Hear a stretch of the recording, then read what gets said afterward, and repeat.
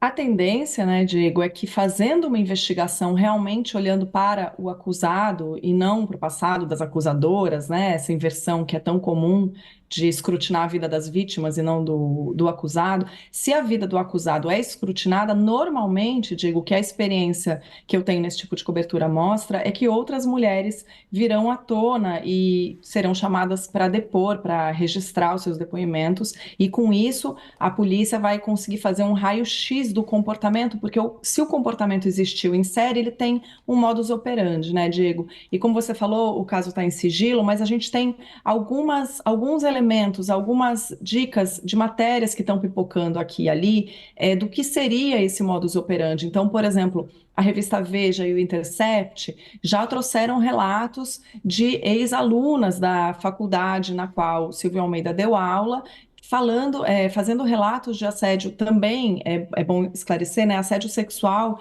se configura quando há relação de hierarquia, né? Quando a hierarquia, a posição de poder superior é usada para pedir favores sexuais. Então, tem alunas dizendo que ele dizia que ia garantir uma melhor nota, por exemplo, e fazia pequenas intervenções, assim, telefonava, pedia favores, insinuações sexuais, coisas assim. Isso segundo os relatos que Veja e Intercept já trouxeram, de alunas dizendo eu também fui vítima. Então, isso é algo comum, Diego, porque quando uma mulher é vítima de violência sexual, normalmente essa violência ela é calada, ela é sigilosa, ela é escondida.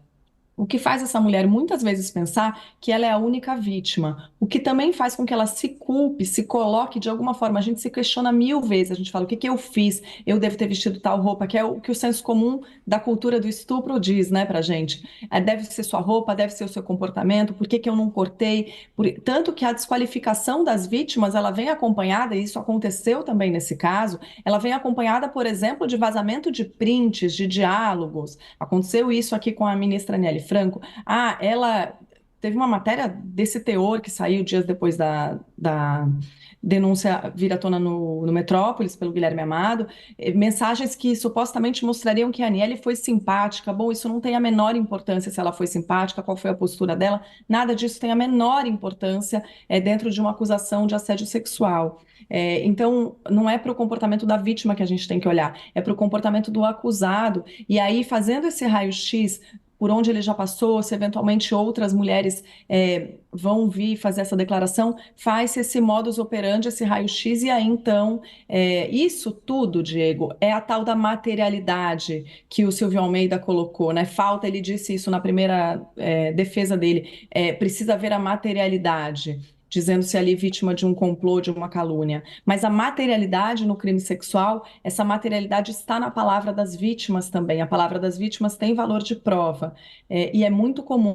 Eu estava dizendo, então, essas mulheres se sentirem isoladas, acharem que são as únicas, que não têm poder suficiente contra um homem tão poderoso quanto é o caso do Silvio Almeida. E aí, quando uma denúncia vem à tona, isso é um gatilho, Diego, o gatilho na acepção da palavra que a gente conhece na violência sexual, disso despertar até às vezes a própria síndrome pós-traumática que fica nas vítimas de violência sexual muitas vezes. Isso é um gatilho, desperta de novo aquele trauma e as mulheres então têm necessidade de falar, de dizer eu também e de buscar, Diego, que é o que a gente está olhando agora com a investigação da polícia, buscar alguma reparação, né? É olhar, falar, bom, não fui só eu, então eu quero também que o meu caso seja reconhecido judicialmente. E eu não estou nem falando de uma indenização financeira, a qual elas também teriam direito, mas eu estou falando mesmo do reconhecimento. O que eu fiz foi errado, foi um crime, e eu, vítima, não, né, o que eu fiz, o acusado, e eu, a vítima, não tive culpa, não preciso ter medo, não preciso ter vergonha do que eu passei. O que ele fez é que era crime. Isso é muito importante para uma reparação mesmo desse trauma, Diego.